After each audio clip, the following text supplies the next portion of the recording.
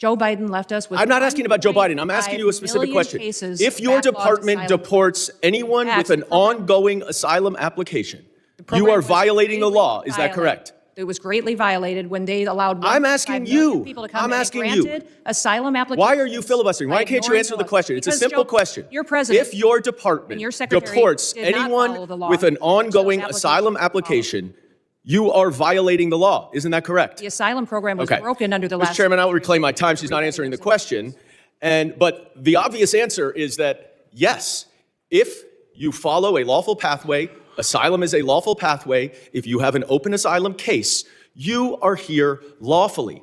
But the problem that we are seeing around the country is that you are not following the law.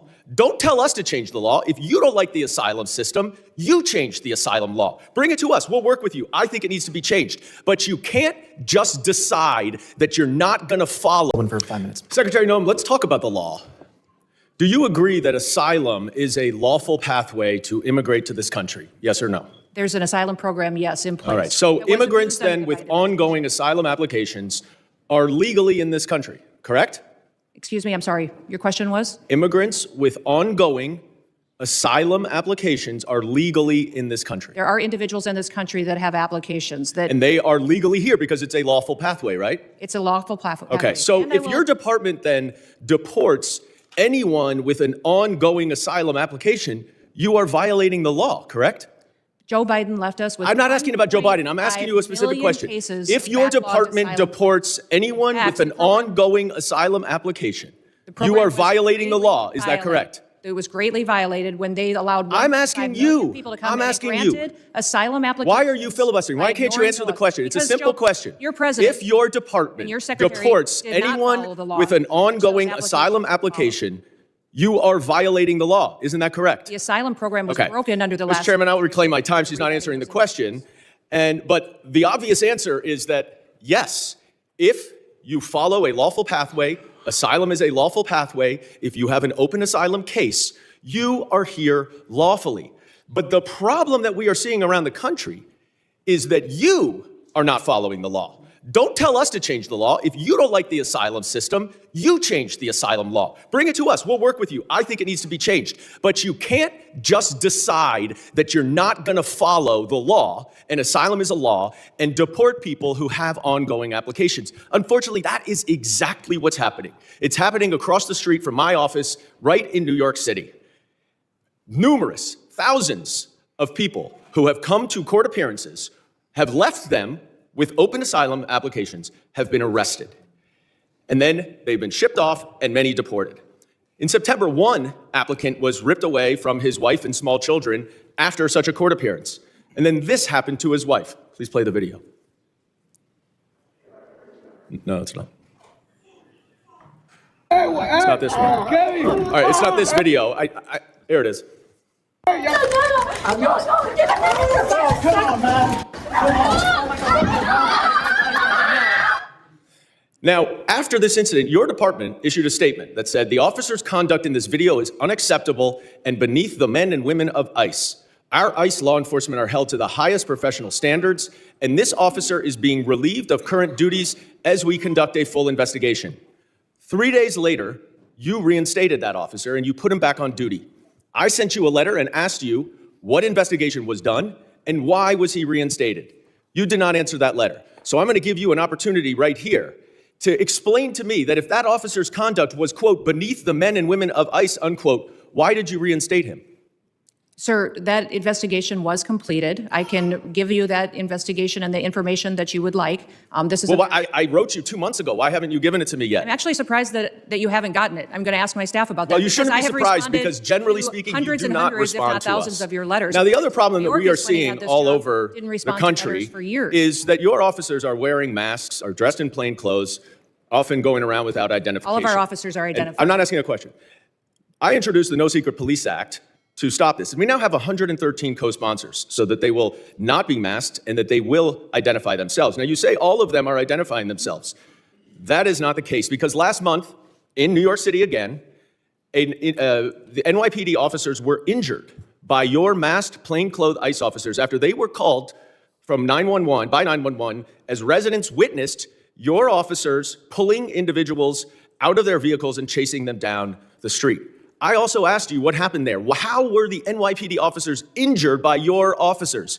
And you didn't respond. What's the answer?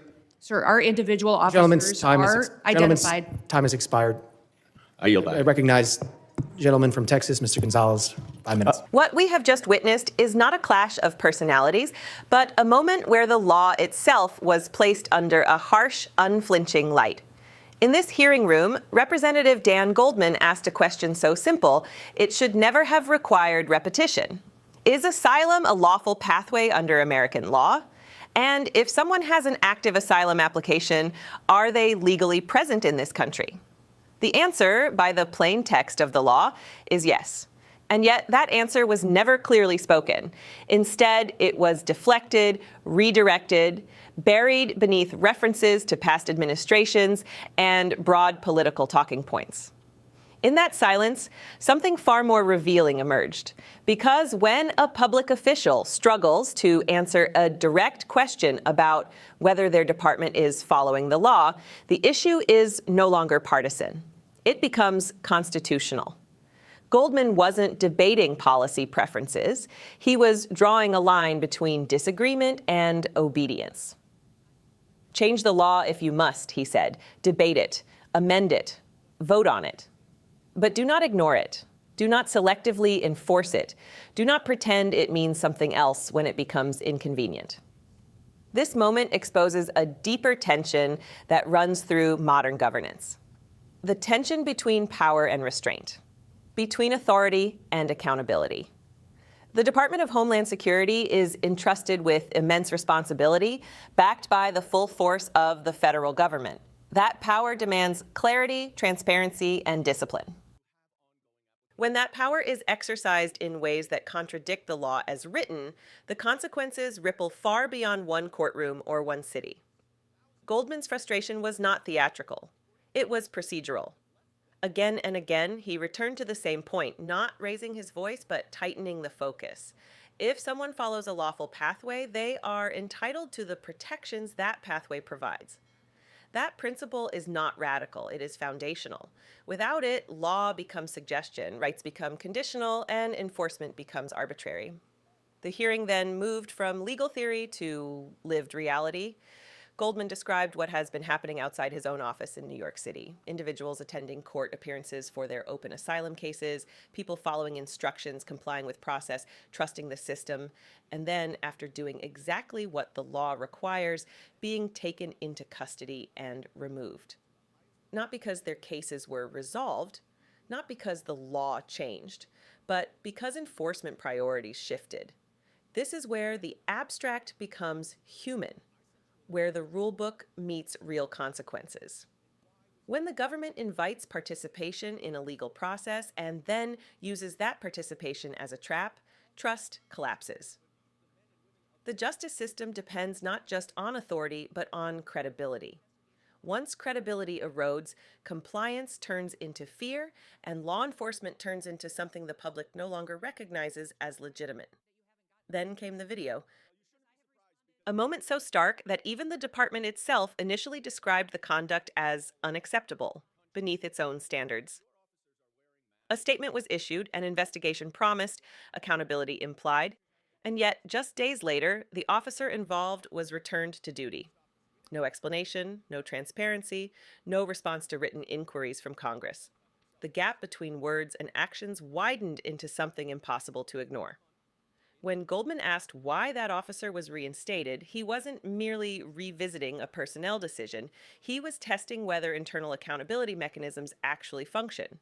If misconduct is acknowledged publicly but quietly dismissed internally, then statements become public relations tools rather than reflections of principle. Oversight loses meaning when answers are perpetually delayed, misplaced, or rerouted through bureaucracy. The discussion then turned to another pattern, one that has raised alarm across multiple states. Officers operating in plain clothes, faces covered, identification unclear, communities witnessing enforcement actions without knowing who is acting, under what authority, or with what accountability. Goldman referenced legislation introduced to address this directly, supported by over 100 co-sponsors, not to weaken enforcement, but to make it visible, identifiable, and lawful. The response from the department was categorical. All officers are identified, the secretary said. And yet, Goldman countered with a specific incident. Local police responding to a 911 call, confusion on the street, injuries sustained, federal and local authority colliding in chaos, not coordination. Again, letters sent. Again, no answers returned. This is the pattern that defines the moment: questions asked, evidence cited, promises made, and responses that never fully arrive. Oversight depends on information. Congress cannot legislate responsibly when it is denied clarity. The public cannot evaluate policy when facts are obscured. And democracy itself weakens when accountability becomes optional. This hearing was not about whether the asylum system is perfect. Even Goldman acknowledged that the law may need reform. It was about whether the executive branch respects the law as it exists today, whether it enforces statutes faithfully, even when politically inconvenient, whether it answers to elected representatives or treats oversight as a procedural nuisance. Power without accountability is not strength. It is fragility disguised as authority. A system that cannot defend its actions openly invites distrust. A department that avoids direct answers invites scrutiny. And a government that blurs the line between lawful enforcement and discretionary power risks losing the moral ground it claims to stand on. What we witnessed was a warning. Not shouted, but spoken through repetition, silence, and unresolved questions. The law is only as strong as the willingness to follow it. Transparency is only real when it survives discomfort, and democracy only functions when those in power accept that they must answer clearly and fully to the people's representatives. This is not the end of the story. It is a moment of reckoning captured on the public record, waiting for consequences to follow words. Watch closely. Demand clarity. Demand accountability. And remember that the rule of law depends on vigilance, not trust alone. Subscribe to Liberty Report USA and support our work to expose the truth.